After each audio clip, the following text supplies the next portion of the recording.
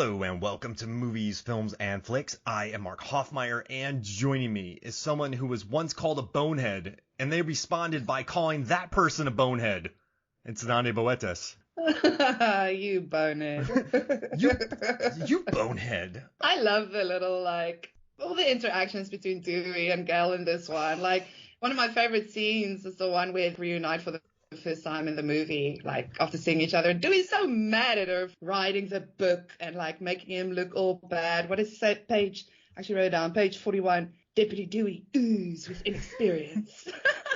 I'm going to go ooze over here. Hey, how do you know my dim-witted inexperience isn't merely a subtle form of manipulation used to lower people's expectations, thereby enhancing my ability to effectively maneuver within any given situation? Now, if you'll excuse me, I have some oozing to do. I just love it. She melts. So Courtney Cox melts in their scenes together. When he does that, when she looks at him, she melts. The chemistry between them is...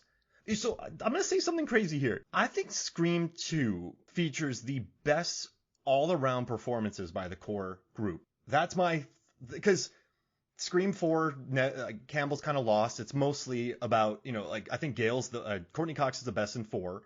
In 5, I think Dewey's sort of the standout. In 3, for me, it's all about Gail again. I think we're noticing a pattern here. Courtney Cox is the MVP of it. Yeah, she is. But Parker Posey steals it. But in 2, I think Nev is really strong. She's asked to do a lot in this movie. Gail and Dewey are wonderful together. I think even Liev Schreiber and Jerry O'Connell and Timothy Oliphant, I think the cast in this movie might be, since we've been working our way backwards through it, these are the best performances. Because this movie's long and there's some very unnecessary, not necessary, but scenes that slow it down, but the whole time watching it, you're going, these people are good in this. This is a well-acted movie that was filmed, and this movie got, greenlit and released in less than a year. Yeah. And is this good? Basically the same that we're seeing now with Scream 6. It's going to be, released in a year's time. Oh.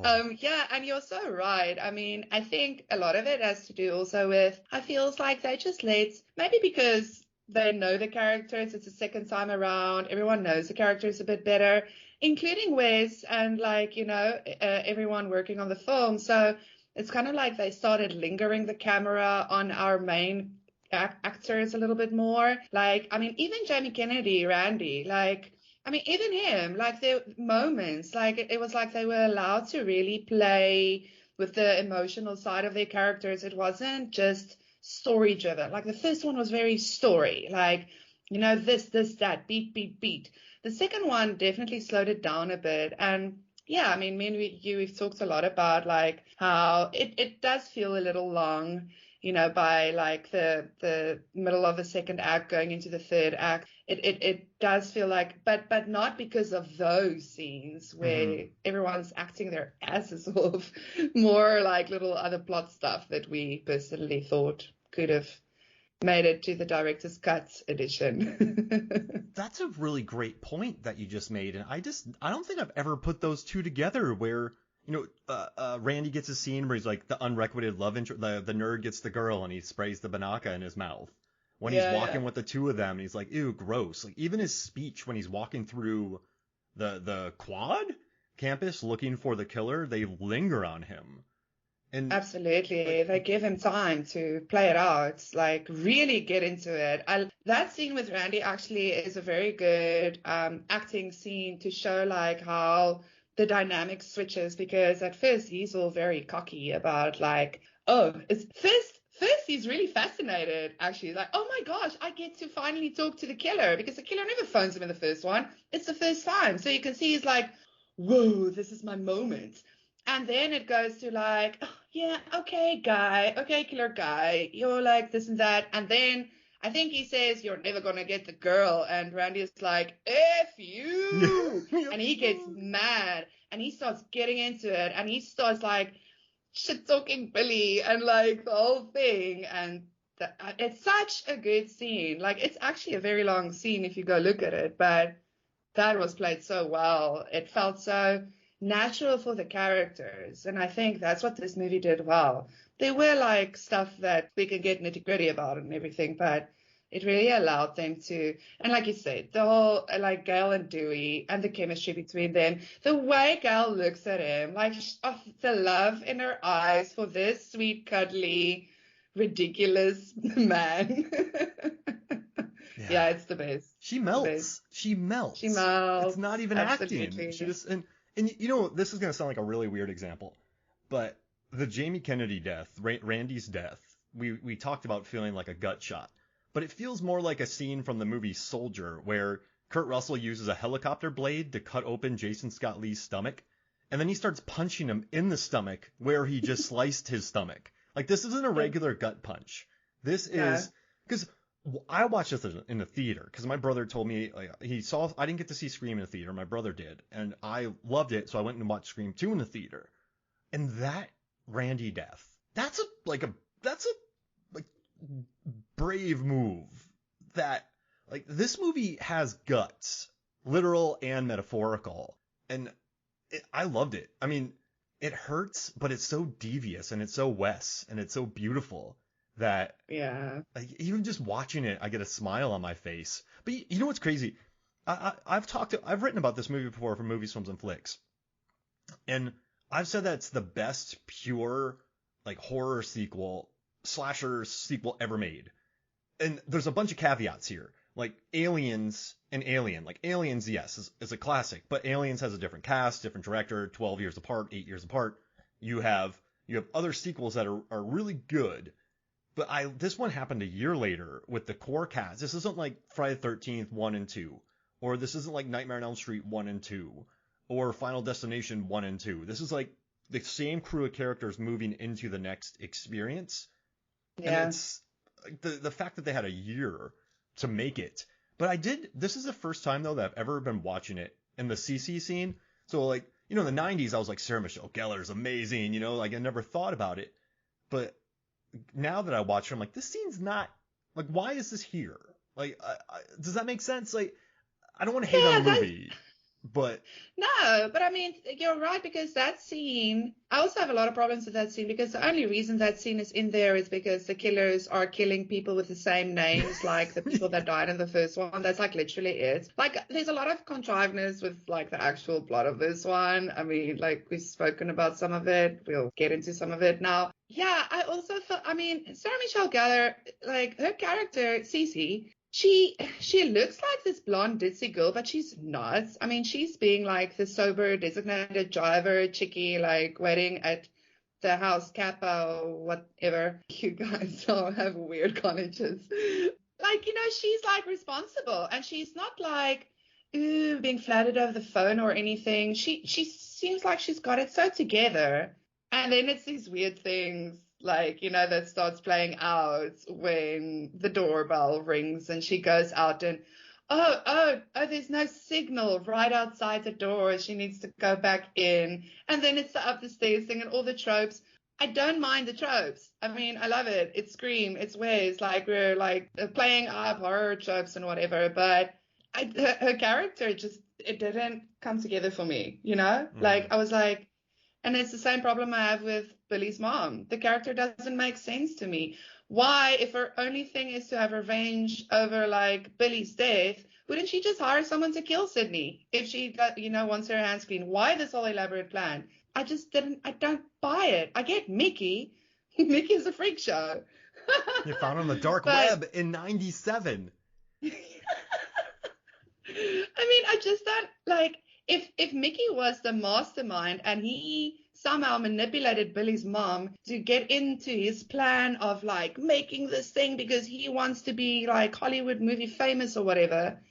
Sure, but he's not the mastermind. I mean, so it's just like little things with some of the characters. Cool characters, great.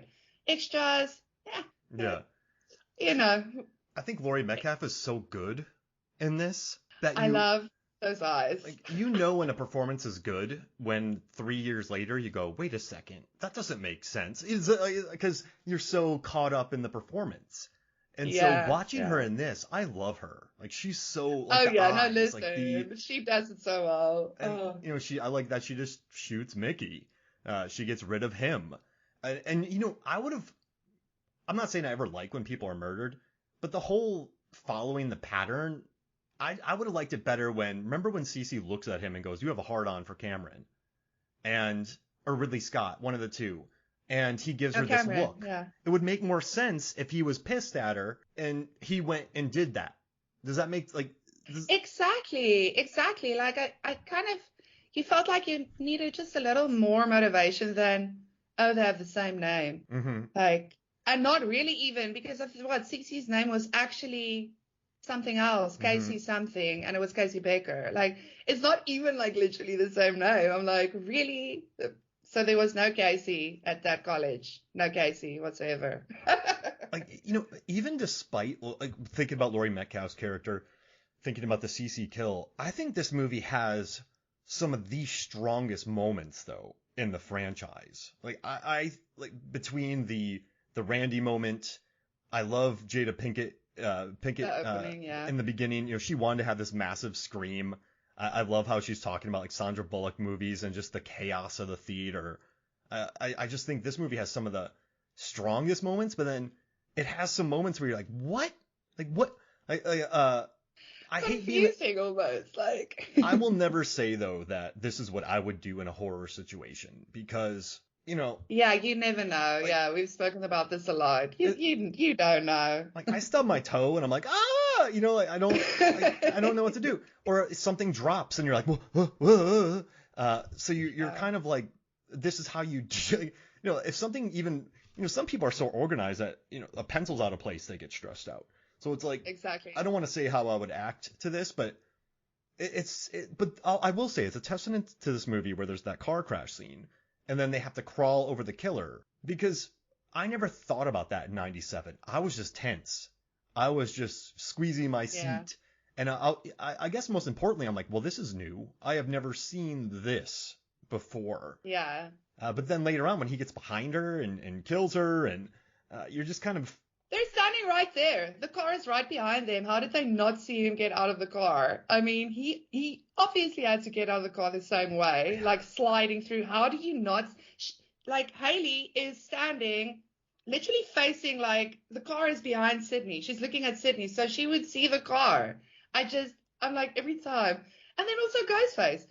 I mean, he like stabs the one security guard detective dude that's looking after Sydney. He stabs the one, but the other one he starts beating him up, and then he throws him on top of the car hood, and then he goes for a joyride, crashes the car like a numbnuts. Like, and whilst this detective guy is literally holding a gun the whole time, I mean, why not just stab him too? yeah, And it's it's like, but I mean, it's little things that takes you out. But like you say, then it's that whole sequence where they need to slide over him. That was great. So it feels like this movie. Like I spoke to Corey last night after watching it again, and I just think there were tones that like it constantly shifted, and it wasn't always necessarily like taking us along. Like it's where it was broken for us. I don't think everyone who watched the movie felt the same way, but yeah, I think people, agree with us on it. Like that's kind of like what you feel. It's the same like with the end. You've got Mickey. I love Timothy Olyphant he's the in the best. end. He's so camp. He's Yeah. hysterical. I love it. But that's the thing. He's like the funny guy. And I kind of think that Billy's mom took him out too fast because then suddenly it all got serious again. And it's again that little, like I say, tone shifts where it's like, wait, what? They didn't lose me, but it felt like I needed to work to just keep on the like vibe. But yeah, also like, I mean, we're more critical when we watch movies in general. The first time I watched it, like obviously it wasn't as good as the first one, but I didn't think it would be. Yeah, why It would was it a be, lot that right? I loved. No, exactly. But yeah, I remember the first time too, I felt like it was a tad too long. I just felt like there were some unnecessary sequences and stuff. But yeah, no, I mean, I still love it. Listen, it's my least favorite of the Scream films, but I still love it. It's my It's second a lot to favorite love. because I guess because of the individual scenes that are so strong. Like it has the strongest scenes, I think, aside from Scream. The strongest Scream scenes. No, never mind. I was trying to tongue twist myself there. But I mean, even let's talk about. Oh, real quick, I just want to say I watched Scary Movie the other day. Watched Scary Movie 1 and 2, and Scary Movie in that one, Cindy Anna Faris looks away, and during that time, the killer Ghostface does this little high step behind a tree, and then she looks back, and the killer's not there, and that's what Ghostface does. That's what every single killer in the history of cinema has done in that scene in Scary Movie. That would like wreck all of my data articles right there if they showed that scene. So I just love in Scary Movie the thing running behind the tree because it just made me laugh so much. But no, like I love the opening scene though with Omar Epps and Jada Pinkett, like just her yelling at the screen and just like, you know what's interesting? Everyone's in the theaters yelling, and then she yells and she's shushed, and just like but if you think about it though, the killer gets the guy next to him in the stall, stabs perfectly into his ear, Incredible, and then takes magic. his clothes, goes on, gets her, but it makes the experience kind of scary because in a raucous theater like that in a college town, that probably could happen. That could happen. Dude, honestly, every time I watch Scream 2 and that opening scene, I'm like, if I was there and I walked into that theater, I would have like, it would have taken me a second to be like, nope, and walk out. It's so rowdy and chaotic. And like, I watch that, or I see that, and I get so anxious. Like, I'm like, why? Why would you want to watch a movie like this? This is too much. You can't even hear. People are just screaming and yelling like they're at a frat party. It's crazy. And I mean, I must say, so this is the first Stab movie, but they did some lank marketing because it's like a preview screening, like a special screening, but like the people are there in droves and they are amped and it's this whole thing. Can you imagine that happening in real life? And people go crazy for a movie based on a real true crime, like. Oh gosh, yeah. It's whack. It's more of an audience. It's more of an audience for a sequel, I would say. It feels like that. Like when I watched it again, I was like, wow, the marketing must have been incredible because look at these people going for a movie that they don't. It's the first Stab movie in the universe of Scream. But I just also want to say, like, Amar Epps, like, every time I watch it, I love him more and more, like, because he's so funny and he's just like there to have fun and he thinks it's all a joke. And I don't know, I just love he's kind of whimsical about the whole thing. Yeah, and he's like, it's good. She goes, give me your money. He's like, you got money. She's like, no, I want your money. And that just makes me happy. But like watching him get stabbed, watching them bring in Jada, you know, by this time she was in Demon Knight. She was in Set It Off. I think that, so she was like the big name getting killed off in the beginning of this movie. You know, I kind of wait on the Set It Off. Set It Off, yeah, 96. So she was like the big name for this. And, you know, I watched Collateral the other day, and all these movies remind me of how good she was back in the day. Like I haven't kept up with Red Table Talk or anything, but like Jada in the 90s, 2000s, she was like just so likable on screen. She had such a cool presence. Yeah. So just watching this and then watching the stab, and you know, she had this crazy long scream because that's what she told Wes. She's like, just give me the scream. Like, let me have the biggest screen ever. And he abided. And I think it's kind of a fun way to start the movie because it's talking about like the theatrical experience and also commenting on the genre, but it's also kind of scary. So I don't know, I dig it. It was a good opening scene for me. Chaos and camp.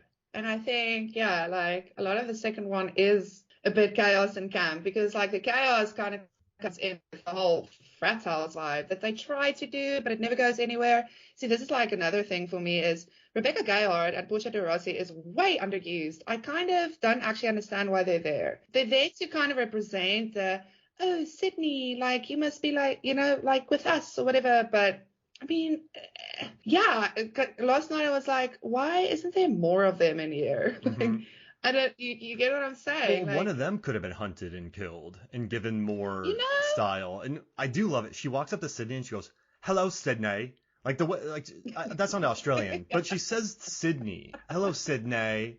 Like she says, Oh, Sydney. Like, I'm trying to do like a California, but I sounded Let's do Australian. it 10 more times. You need to do Okay, this 10 okay. more times. Hello, Sydney. No, that's Australian. Okay, okay. Whoa, whoa. Think Spicoli. Think Spicoli. Think Spicoli. Hello, Sydney. I can't. Oh gosh, I can't do it. But the way she says it, I had to write it down because it's funny. And Portia de Rossi's really funny. If you've seen I her mean, in Arrested Development. yeah, she's fantastic. She's a great, like, she brings the comedy. And I think that's the thing. I wanted more of them, or like, at least, like you say, why didn't, we were so sure one of them would get offed, Mm-hmm. and not even, like, the last time we see them, it's when boyfriend gets, like, captured by his Kappa guys or whatever, and they're off, and the two are just like running. Ooh, this is so romantic. It's so Greek, or whatever they say. Like, and there they go. And Yeah. it's like the last time we see them. I'm like, okay, bye. Characters, I don't really know why you're here. I think they just threw him in because they were getting popular at the time. Like, this is before Urban Legend when Gayheart was in it. This was before, so, like, I think they also brought in Sarah Michelle Gellar too, just for the role, because I think she wanted in. She's like, oh, I want to do it, so like, all right, let's Getting give the her a role. names. And also too, I Yeah. mean, they had to get this planned, shot, edited, marketed in the theaters in 1 year. So there's no time to tighten the script. I don't think. Like, Yeah. Event Horizon had a really tiny filming period, and they over edited it because they had no time. So I wonder if they just left a lot of these subplots in there. But one thing I do love about the Scream world is, if you think about Scream 5, you have the twins, right? You have the very athletic twin. He's not the killer. In Scream 4, Kirby's like the super cool girl who's actually cool. She's not the killer. In Scream 2, you have Derek. Derek. Jerry O'Connor's like, he's just a guy. Like, he's a frat guy, but he's not the killer. I like that the killers are Mickey, are like kind of like Culkin and Richie. It's interesting that they play on this very sort of, like, it's always the, like, not nerdy, but like entitled, angry, like jock. Unimpressive. Yeah. Like, almost unimpressive. Randy actually goes off, like, before he dies. He says, like, Billy Loomis, are you kidding me? He's so pathetic, and like, he goes off about how just basically unimpressive Billy is. And now you want to, like, copycat Billy, because at that point they think it's a copycat killer. Like, it's like, why? He's so, like, nothing. And I love that. I love that they don't make the killers these Michael Myers impressive units, specimens, like, it is actually cool. It's a cool observation. Yeah, like, but yeah, I mean, I actually wrote an article about how embarrassing for Crack, what was it, like, beginning of the year, of how embarrassing it must be to get killed by Ghostface, because of all the slashers, he's like the clumsiest character. In Scream 2, the first time he stalks Sydney through one of the houses, like, he literally runs into a table. He just runs straight into, like, the table is right in the middle of the room and he just runs into it. I'm like, you doofus. But I love that. Like, it's not this, super, like, again, your Michael Myers types, like, indestructible killer. No, it's these people that run into tables and think they're all that, but they're really not. And doesn't he fall over a chair in this one? I think it's Mickey who goes after Cece. Doesn't Mickey wipe out on a chair and, like, flip it over? You can't see in that mask. You can trip in that mask, and you're running around kamikaze, so you're gonna womp into something. With that robe thing hanging, big boots. I'm like, I mean, you think more like Adidas, sneakers and, like, track pants, like a onesie, like Michael Myers wears. It's just something easy that, like, so no one can see tattoos and stuff. Spandex. I want the next big slasher to be in spandex. Oh yeah, like leggings, yoga pants, athletic leggings, yoga pants, maybe like leg warmers, like Rose Byrne from that 80s workout show on Apple. Physical. Yeah. So the Rose Byrne killer. That'd be amazing. Yeah, but it would be embarrassing being killed by Ghostface. Like, that's one of the clumsiest. So, and, like, one of the interesting things about this movie is how much it talks about sequels. So, like, what are the best horror sequels and why? Like, why? So this movie has a higher tomato meter rating, and it made $1 million less in the theaters. Like, this movie made $172 million and 97 worldwide. This is a blockbuster hit. And like, why is this a successful sequel where maybe people don't think 3 and 4? Like, okay, this movie with the inflation, if you adjust the box office in the United States, $201 million. That if it was released this year, that's how much due to inflation it would make based on ticket sales. Yeah, I mean, I think, like, let's see, what? 1997. Like, I guess, so many sequels, when you think about Freddy, he goes after different people. Jason goes after different people. Final Destination, different people. It's, even when people talk about Manhunter to Silence of the Lambs, that's not really a sequel. It's more Silence of the Lambs to Hannibal, which is still pretty good. Yeah. But here's my theory, right? So I just Googled, and so Scream 2 came out in 1997. The Sixth Sense came out in 1999. I Googled that because, like, it's about the twists in the end. Like, the whole whodunit. You've got, like, stuff with Freddy and Jason and Michael. The killer is Freddy and Jason and Michael. It's no one else. Like, I mean, the first time with with Jason, it was the mom, but then it's Jason. It's not like this mystery, like whodunit. Scream is a whodunit. So, like, I think everyone wants to watch it to see who the killer is in the end. And I think that's why it did so well as a sequel. Everyone went because the first one was fun and excellent. And obviously the marketing was good on screen. Oh, yeah. But yeah, to go and see, okay, who's the killer going to be this time?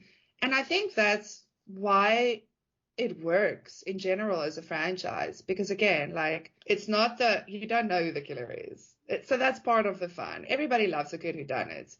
And they tend to do it like pretty well, even if it's not like people's favorite killer in the end or whatever. Like, I didn't enjoy, or like, I mean, I didn't. It's not that I didn't enjoy, but like I said, I have some problems with Billy's mom.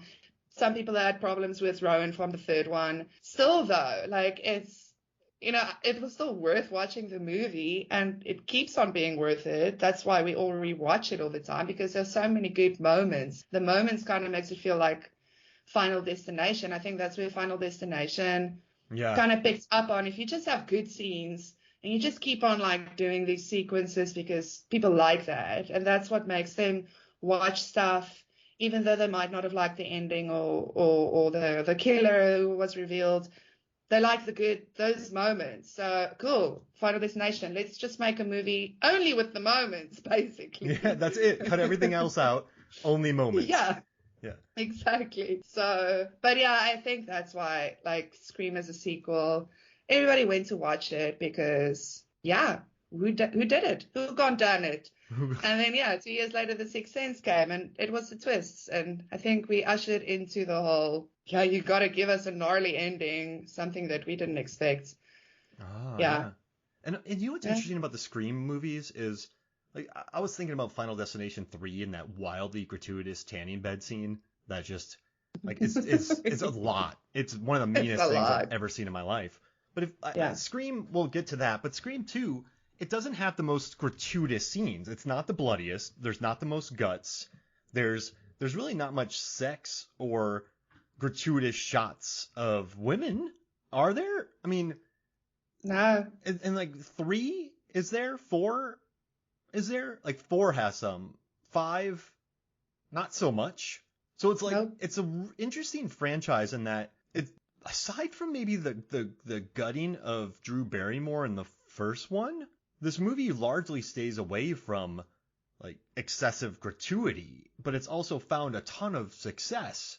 So it's a weird outlier. Is it like, does that make sense? Like it's... Yeah, it like gives a little bit of, but I think it's definitely trying, because it's still like, it's meta. I think it tries to like be smart enough to not need all the gore or all the boob shots or all the, like all the gratuity that like we're used to seeing in movies like this. It tries to be clever, and I think for the most part it is. It's clever and good acting. Yeah. Neve Campbell. Kristen Stewart is Neve Campbell. I think she's a clone, maybe. Yeah. I don't know. Yeah. Sorry. The more I watch young Nev Campbell, the more I see Kristen Stewart. And that's not a knock on Kristen Stewart. I mean, how many actors pattern themselves after Dustin Hoffman, De Niro, and Pacino? So I mean, it's not Exactly. like so many actors do it. I'm not like saying I think Kristen's awesome. So I don't know. I just had to get that out there. But I don't know. I keep what's fun about work. This is really neat working our way backwards through this because Yeah.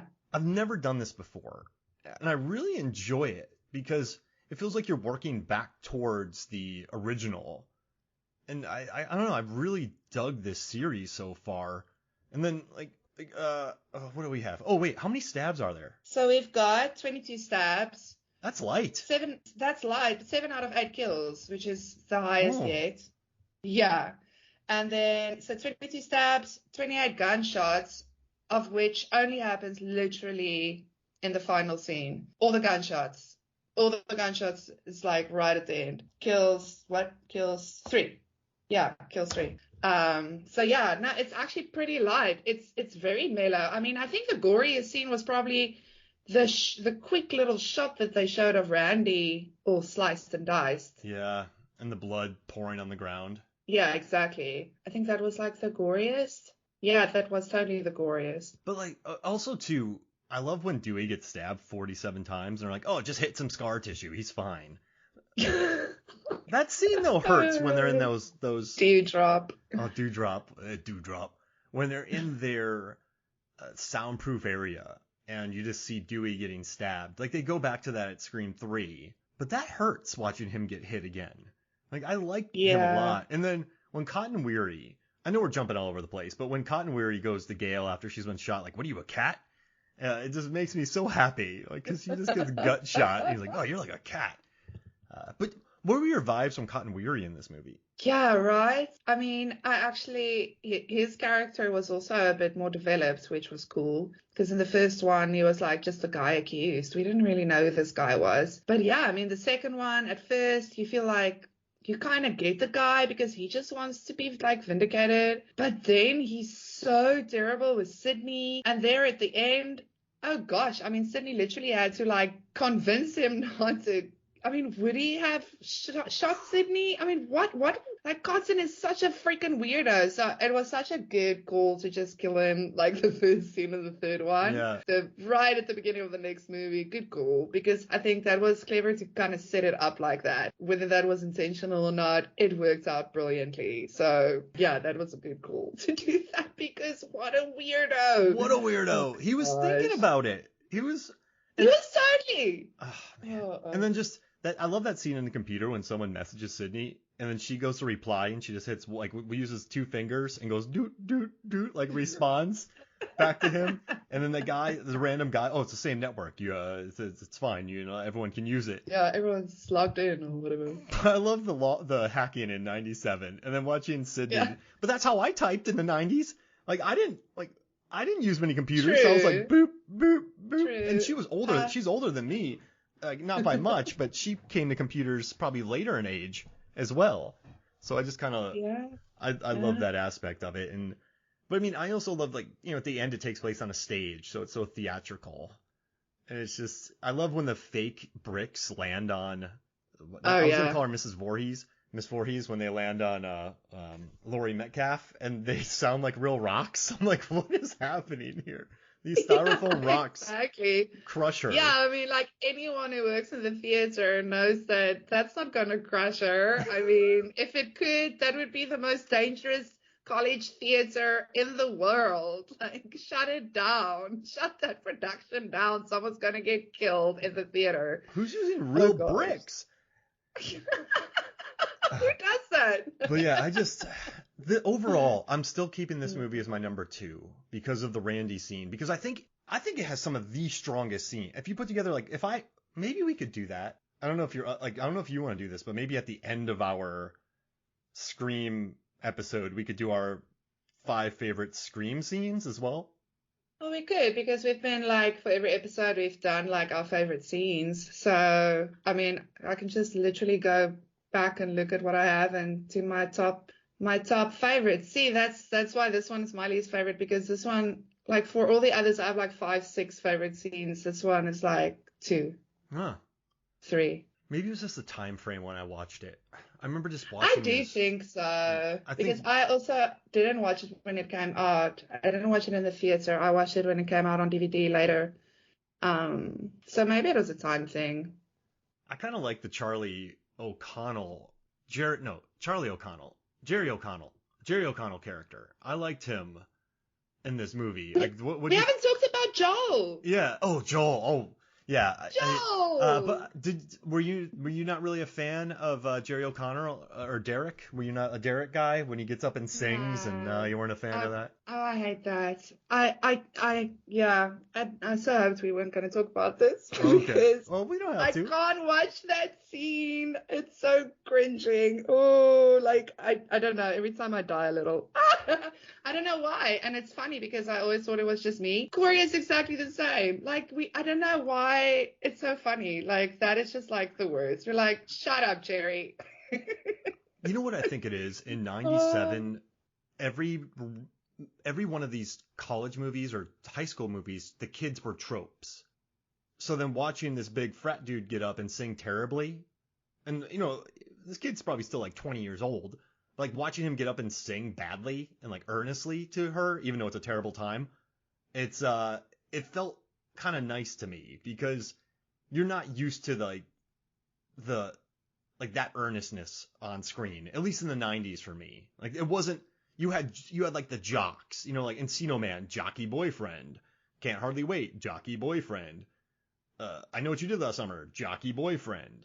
So it was kind of fun to see like a big frat dude getting up and singing badly. I don't know, I kind of enjoyed that. I thought it was something different. Also, I like Less Than Jake, and they did a really good cover for it on the Scream 2 soundtrack. Also, the one oh good thing yeah, I love the cover. the one good thing about Cece's, not a good thing about her death, but when after she dies, they cut into The Swing by Everclear. That's a good song that leads like from her death into an Everclear song. So I kind of liked that transition into there. And Yeah. and also this soundtrack had Nick Cave, it had Less Than Jake, Everclear, Tonic, Foo Fighters, Collective Soul, Dave Matthews, Sugar Ray, D'Angelo, Cottonmouth Kings, Master P, but it had a pretty cool soundtrack that I bought. I remember buying this soundtrack because I'm still a big Less Than Jake fan. But Yeah. listening to that and just hearing those songs come on, and also I am so envious of Dewey. And I don't know if you can make this happen, Zanandi, but whenever I walk into a room, I want to have the Broken Arrow theme play Yeah, because no, I hear you. Dewey's I theme is like, amazing. yeah, no, like, I mean, like, yeah, you're going through the soundtrack, and I mean, it would be really actually difficult for me to tell you which of the Scream soundtracks are my favorite, because just like the Scream soundtracks in general, I mean, like, I've got all of them on Spotify because they're just great, like, Yeah. and so easy to just put on and kind of feel nostalgic, but also like, yeah, it's Scream soundtrack. It's so good. Even the It's fourth just like one, clever music, and yeah, and I love how because it's nostalgic because it takes that time, because it's also times like specific. All the movies, it's very like the songs of the times. Um, yeah, it's just good. I love it. I love this. I love that you mentioned it because love the soundtracks. It's but that good. song that I'm like, I love. Oh, first and foremost, I love punk covers. So Newfound Glory, they have great Yeah. punk covers. I bought all the CDs. Like I have Spotify playlists of just punk covers. Like I can listen to punk covers all day. But I Nice. love that Less Than Jake cover. That made me so happy. Oh, same. Like I actually last night when I watched it, I forgot about the cover. So when like the credits started and it came up, it was like, yeah, Yeah. put it louder. Yeah, it's a great cover. I, But like, yeah, also just yeah, good song. Like to work into the movie. Yeah. I mean, I don't like that scene, but I'll give props to the music choices that were made. and his necklace comes back into play as well in the third film. Yeah, yeah, yeah, yeah. So that's a interesting kind of aspect to it. But Actually forgot about that. You're right. Yeah, he's Derek, I don't know. Derek was also so nothing for me. Yeah. He's very he's simply meant He's to very go run vanilla. inside the room. Yeah, he's just gonna run inside the room, to man, Mickey really manipulates people because he sits down to her. she says something. He's like, "You're not alone." He's like, "Then why did he run in there?" Like I he's dropping. When you know. watch it again, he's dropping little things in there. That Where's was he at? so Oh, he's good. editing. But yeah, So subtle. Little things. It's like, ah. Dark Web in '97, or no, they probably found him in '96 because a couple years go Yeah, by. right? Yeah, I mean, oh, yeah. How many years is Well, that? she has to write the book, and then the book has to get released, and then the movie has to be filmed based on the book. I think I say it somewhere, but I can't remember. Scream timeline. I should look that up. All right, and then also I had a really good time coming up with my 5 characters because every episode we include our 5 favorite characters who aren't the main 3, and so we always have to keep it at 5. And so if we add one, we have to drop one. But this was fun. I like. Oh wait, let's see. They take place between '95 and 2022. These articles, Yeah, I'm trying to wiki, but like, it's not really giving it. so they said '96. They don't even write. Oh gosh, like 2 years later. That's what it said. Scream is 2 years Okay. later. Yeah, I was thinking two. Two would make sense because it can't be that much, like, couldn't be that much time between the two. So yeah, 2 years sounds good. We're going with two. Now, Zanati, we're both writers and we understand getting clicks, but those articles are like, this is how to watch the Scream franchise in order, and you're just. What? Who wrote this? No, actually, no, we're not naming and shaming. They can do it themselves. But I mean, people click on it, right? People do, so it's the game. You get clicks. Yeah, So you get don't hate the clicks. player, hate the game. Hate the people that Oh click my on clickbait gosh. articles. This star of Dark Knight is now going to be in the next movie by Ryan Johnson. And it's like, what? I've decided if something doesn't tell me what it is in the title, I don't click on it. So, Oh, 100%. Same. I refuse. It makes me mad. So I'm like, why will I click on this? I mean, everyone else puts it in the title. What's wrong with you? Go away. That, and if I freaking click on an article and the first thing is some pop up, it's the closest or the fastest, like I just close the tab. It's the fastest way for me to do that. get out of Don't do here. that. Please Get out stop. of here.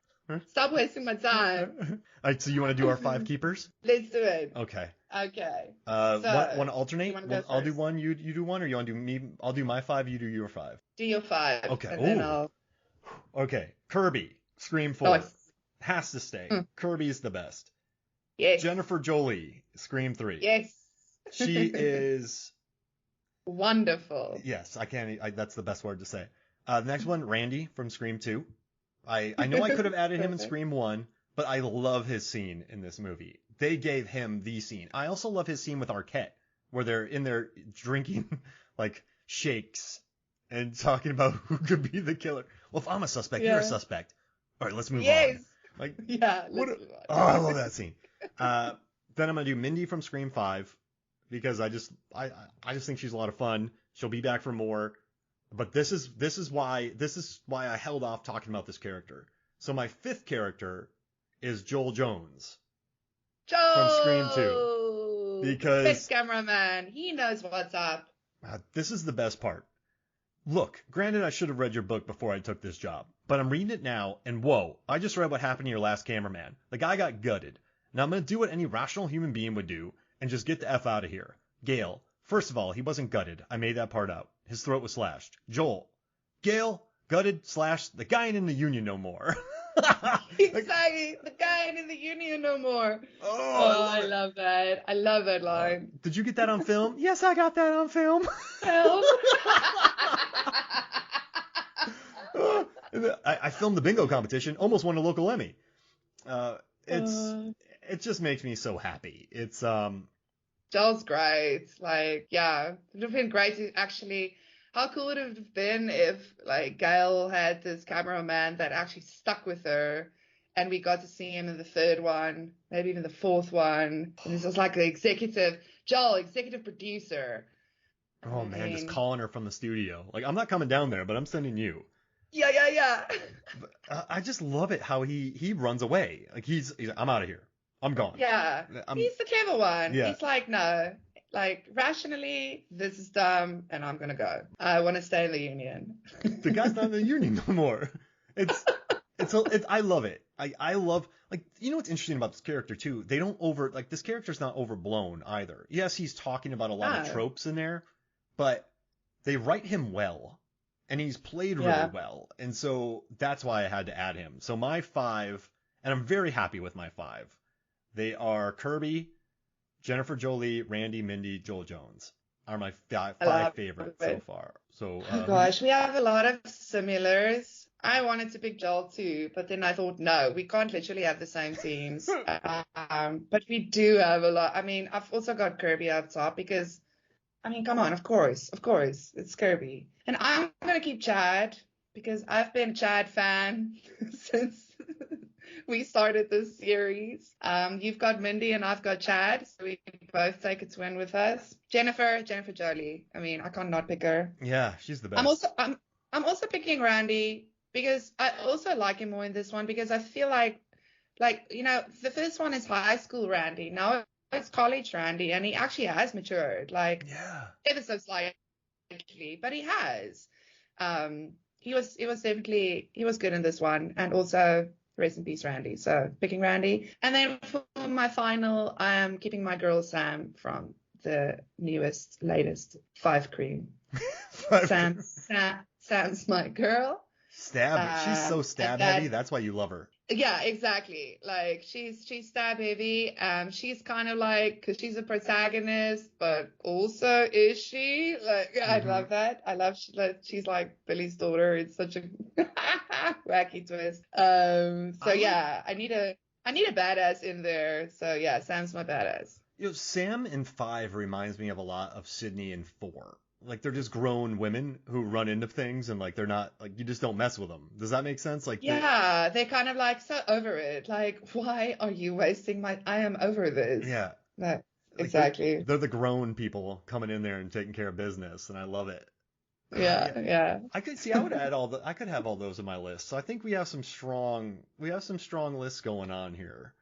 So yeah, Yeah. we have the twins. You got Sam. But yeah, Randy too. You know what's interesting about Randy before we get out of here? I know it's late for you, but what I like about Randy is he's like, he has a massive crush on Sid, but he's not entitled about it, if that makes sense. Like, he can put himself aside to help her. And like, she's with O'Connell. Exactly. He's not sitting there pining away being that weird entitled guy. He's like, this sucks, but she's still my friend, and I got her back. Exactly. Yeah. No, Randy, yeah, poor Randy, honestly. I think that's why it was such a gutting scene, because you felt like, oh gosh, did this character deserve more? I mean, did he just now get off because he knows it all? And I mean, he was right. He like talked about Mickey and Mrs. Furious in his little speech about who done it. Like, he totally called it. And then he gets gutted for it. It's like, oh man, it's actually terrible. While the Cottonmouth Kings play, and those guys dance Yeah. by. Yeah. I love that little, like, wow, trying to lighten the mood here with the ha-ha. But like, a year. This movie was like, maybe they had a script already written, cast, scouted, filmed, kept in secrecy, a bunch of different scripts, filmed different endings. Yeah. Edited, marketed, released.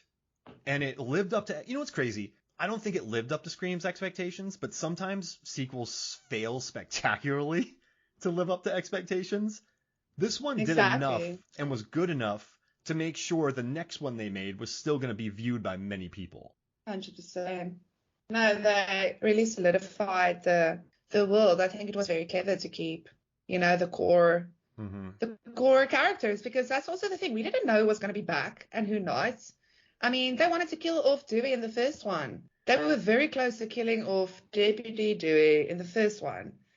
So we wouldn't have Dewey. I mean, it wasn't this plan of where they were going to go. Like, David Arquette just worked so well, and everybody loved what he did with the character, that they rewrote the first script to keep him. Ugh. And I mean, we got him until 5, and he was supposed to die in the first one. So I like that. Like, we didn't know who was going to be the core group, and they chose well. I think it just works with who they took. I would have liked to see Randy in at least another one, but then again, we had that's like one of my favorite, and it's also like, yeah, See, I love that scene in Scream 3 where they watch the videotape of Randy. That's so cool. Like, how do you bring this guy into the third one? Of course he made a tape. Yeah. Of course he did. And his roommate annoys him. Yeah. And he knows Dewey's going to say something. Yes, Karen. Yeah. Oh, gosh. Yeah. You know, Library Karen. Last thing I love about this movie, Gail. There's a scene where Gail, I like when she's like, listen, I don't normally feel bad. I don't normally admit when I'm wrong, but I was wrong and I feel terrible right now. So let's go take care of this. And I like that Dewey, you know, in some movies it's like, hey, the world's ending, but we can't get over ourselves long enough to go help save the world because you made me angry 2 years ago. Like, I like when she says, listen, I feel terrible. Let's just go take care of this. And Dewey's like, all right, let's roll. Like, that's a cool scene too. So, man. Yeah. Courtney Cox is working backwards through this. She is the MVP. I'm telling you, it's all her. Yeah, it's all her. This was great. I'm so happy. This is wonderful. Where can people find you, Zanandi? On Twitter, I'm actually so quiet on social these days, but yeah, you can find me on Twitter at Zanandi Buertes. I've got a Facebook page. I'm still writing for Cracked. We're gonna try and maybe start a film club thing, so that's exciting. Check out the socials for that. I will share it if it happens. And yeah, on the pod for more episodes with Mark on horror movies. And stuff. We got Korean horror movies after this series. Korean horror movies, favorite horror movie moments. Yeah. Then it's end of the year horror stuff. So much. Yeah, I'm going to release that. I wonder if the horror post will get released before this one, because we still have to do 4, 3, and then 2. And I'm thinking about releasing the horror one in October. So, yeah, I'll just put it out on socials and I'll get people. But you know what? Even if you listen to this episode, go back and listen to our 5 favorite moments from 21st century horror, and then send us a message and tell us which ones you love. Don't tell us we're wrong with our 5 picks, because thousands of movies have been released. Thousands of horror movies have been released in the 21st century, and there's hundreds of moments in all of them. Just letting y'all know. I don't know how I'm going to pick. I do not know how I'm going to pick 5. I actually, why, Mark? Why are we doing this? It's insanity. 5. It's insane. I mean, thousands of moments. And it's not even I have so many favorites. Yeah. To pick only 5 feels like cheating on all the other thousands. That's why it's almost liberating, though. If we had to pick 50, that would be still very hard. And we'd be like, oh, you picked 50 and you left this one out? This one's we're picking 5. So we're leaving thousands of moments out. So it's like you left this out. Well, I also left out roughly 1 million moments. So exactly. Does that make sense? Yeah. I'm just saying. It's tough. We're not actually looking forward to narrowing it All down. the stress that I caused from you. A lot of honorable mentions. Yeah. Yes. Thanks for all the sleepless nights, Mark, that I'm gonna have trying to figure out my 5 favorites. Screaming into the abyss. It's actually a lot of fun. I got my 5. Well, I might. Yeah. I want to get revenge in there. I laugh because I'm like, oh, Mark, please, that's not your 5. I love the beer can scene in Revenge. That list is gonna change. But yeah, I mean, we already have the same. The exorcism scene in the Black Coat's Daughter. That's not going anywhere. There. I mean, that's a giveaway. See, so if you're listening to this episode, go back. We're talking about Black Coat's Daughter, Revenge, Dark and the Wicked, so many movies. Go check it out. Beer Can Phoenix. All right. Well, thank you so much for talking to me. This was great. It was fun. Thanks. All right. So from me, Mark Hoffmeyer, for Zanandi Boetas, this is Movie Stones and Flicks. We'll see you next week.